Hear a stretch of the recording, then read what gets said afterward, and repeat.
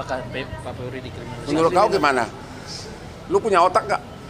Waktu itu udah sama-sama emosional, tetap saya menyatakan maaf kepada wartawan tersebut maupun kepada organisasi wartawan di seluruh Indonesia. Karena selama ini juga saya sangat dekat kepada semua wartawan. Pernyataan maaf dari saya, Hotman Paris, sehubungan dengan himbauan Persatuan Wartawan Indonesia (PWI) dan juga rekan-rekan wartawan lainnya, dengan ini saya menyatakan maaf sebesar-besarnya atas pernyataan saya pada waktu konferensi pers di kasus mantan Jampitsus yang mengatakan, lu punya otak nggak sih?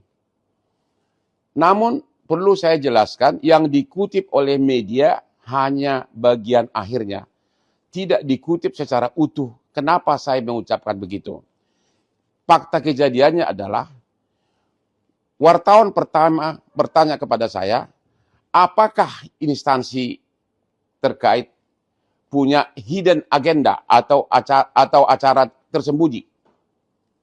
Saya jawab, saya tidak tahu. Saya tidak punya kapasitas untuk menjawab itu. Belum selesai saya jawab, tiba-tiba wartawan kedua bertanya, apakah instansi tersebut melakukan kekeliruan? Akhirnya saya emosi karena saya udah bolak-balik, saya tidak tahu. Akhirnya saya jawab, kamu punya otak nggak sih? Maksudnya saya udah jawab tadi, saya tidak tahu. Sebab saya tidak mungkin untuk menjawab apa hidden agenda dari suatu institusi penegak hukum. Itu kira-kira kejadian sebenarnya. Tapi terlepas dari fakta kejadian sebenarnya, waktu itu udah sama-sama emosional, tetap saya menyatakan maaf kepada wartawan tersebut maupun kepada organisasi wartawan di seluruh Indonesia. Karena selama ini juga saya sangat dekat kepada semua wartawan.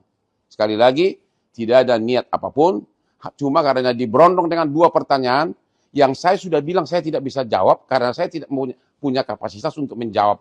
Tapi ditanya lagi, sehingga saya jadi emosional. Sekali lagi, saya menyatakan minta maaf. Sekian dan terima kasih. Saya nggak tahu, serah kalian. Atas harta dan uang dari Asabri, Tankia nggak ada kaitannya. Ya, dia hanya terkait si Bencok itu beli tanah, dikerjasamakan, hanya itu tok. Dan itu sudah disita tanah itu. Jadi mengenai kerugian Asabri ini nggak ada kaitan. Itu hanya TPPU lanjutannya. Nambah Bang Ijun, Pak. Ya. Bagaimana cara merasnya? Sementara fakta yang didalilkan, si Ferry memberikan uang kepada si Norman 5 juta, itu tidak betul. Itu adalah fitnah. Kedua, pihak karyawan money changer 7 orang pada saat mentalnya down diancam dengan pasal sumpah palsu kalau memberi keterangan palsu. Mereka menyatakan semua tidak ada uang 5 juta dolar masuk ke money changer. Itu yang pertama. Yang kedua, sekarang pertanyaannya adalah, apa betul si Tangkian pernah ketemu Pak Febri? Pak Febri menyatakan, weh, gua minta sekian. Fakta itu nggak ada. Tangkian menyatakan nggak pernah ketemu Pak Febri. Kedua, si Pak Febri juga menyatakan tidak pernah menyuruh si Ferry Babi meminta uang ke Tangkian. Jadi konstruksi pemerasannya adalah konstruksi yang fiktif. Ada jalur di tengah yang putus. Bagaimana supaya itu bisa seolah-olah berjalan mulus sampai diserahkan ke Kejaksaan Agung? Si Ferry Bobo tidak pernah di BAP sebagai saksi. Padahal dia adalah aktor utama. Yang kerok dia. Ahli fitnah. Monggo Bang lanjut. Hah? Apakah Pak Polri dikriminalisasi? Menurut kau gimana? Lu punya otak nggak? Ya, jawab dulu. Menurut kau gimana? Kalau tiba-tiba, jangan main dulu. Kalau kau tiba-tiba digeledah rumah lu sampai celana-celana lu misalnya dipamerkan, itu tanpa diperiksa saksi apapun, itu namanya apa? Jawab sendiri. Nggak, jawab sendiri dulu. Itu apa? Itu belakangan. Itu mendapatkan persetujuan belakangan mah gampang. Saya sudah 43 tahun pengacara. Itu didapatkan persetujuan belakangan. Sudah disita dulu, baru persetujuan. Siapa? Pak Febri belum pernah diperiksa. Belum ada pemanggilan. Belum. Yuk, dari awal saya udah bilang, langsung sudah diviralkan, ditanya juga enggak, dipanggil juga enggak, sudah langsung, bahkan dari mulai cara membuka, belum dibuka Udah videonya. mesinnya aja, lemari mesin, udah masuk video, udah nyampe ke Singapura, baru mau dibuka. Tadi tanpa diperiksa langsung diperiksa. Emang lo nggak tahu, emang itu dia, makanya apa? Apakah akan ada pra peradilan gitu? Pak? Sabar, ada waktunya, oke? Tapi coba dulu pakai suara hatimu. Ya, ini Jampitsus loh. Ya, bagaimana masyarakat lemah, itulah salah satu kenapa Hotman Paris turun yang kliennya berjubel konglomerat. Mana mungkin saya mengharapkan uang dari Pak Febri? Ya, itu nanti gua jelaskan kenapa saya mau di sini. Apa? Katanya waktunya sudah selesai.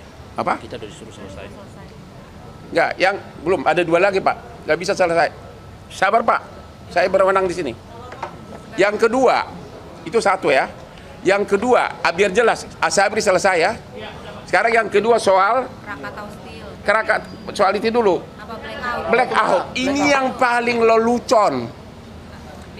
PT yang jadi supplier batu bara yang dituduh terlibat itu ternyata dia tidak supplier untuk Sumatera Utara.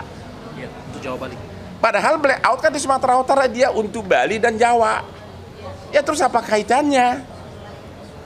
Ngerti nggak? Suralaya, PT Ya nggak ada kaitannya apa? Bali dan Suralaya. Itu jelas-jelas itu paling parah lagi. Ya, dituduh dan kerugian 5 triliun dari mana? Orang cuma 2 malam belum pernah dihitung. Artinya PT yang dituduh katanya menyogok itu tidak ada kaitannya dengan suplai batu bara untuk Sumut. Dia adalah Bali dan Suralaya ya. Ya, itu paling fatalnya. Ya. Itu pun di situ yang memberikan sogok juga belum tersangka. Nggak ada tersangka. Halo Mas, nggak ada tersangka. Kemudian kasus ketiga yang kasus Krakatau Steel juga nggak ada tersangka. Itu adalah PT swasta yang punya hutang kepada anak perusahaan Krakatau Steel. Hutangnya masih ada, belum ada keuangan negara yang dirugikan. Jadi benar-benar nggak ada. Karena agar gerak cepat, saya akan terangkan mulai yang poin lain ya. Ya sekarang kenapa seorang Hotman Paris yang sudah sukses mau? Ingat, saya 25 tahun sebagai pengacaranya Prabowo. Semua perkara besar dia termasuk adiknya Hasim saya yang pegang. Walaupun waktu dia menteri kehakiman, waktu Menhan pun saya sering diminta tanpa dibayar. Waktu saya di Singapura, saya kan operasi saraf kejepit. Jadi saya benar-benar nggak bisa bergerak karena 2 hari harus itu. Saya melihat benar-benar saya merasa miris. Karena apa? Jampitsus itu adalah yang dibanggakan oleh Presiden Prabowo. Karena dengan dia mendapatkan, negara mendapatkan sebagai Satgas PKH 300 triliun. Kemudian dalam 1 tahun. Dalam 1 tahun. Kemudian pengembalian kerugian negara dapat 130 triliun. Sudah 430 triliun kembali dibanggakan oleh Presiden. Bayangin orang yang kebanggaannya Presiden tiba-tiba dikriminalisasi, bahkan tanpa pamit sama Presiden. Karena waktu saya di Singapura saya bikin akun bahwa nggak mungkin Presiden nggak tahu, ternyata nggak. Subscribe, share, like, and comment. Subscribe, share, like, and comment. Subscribe, share, like, and comment. Subscribe, share, like, and comment. Subscribe, share, like, and comment.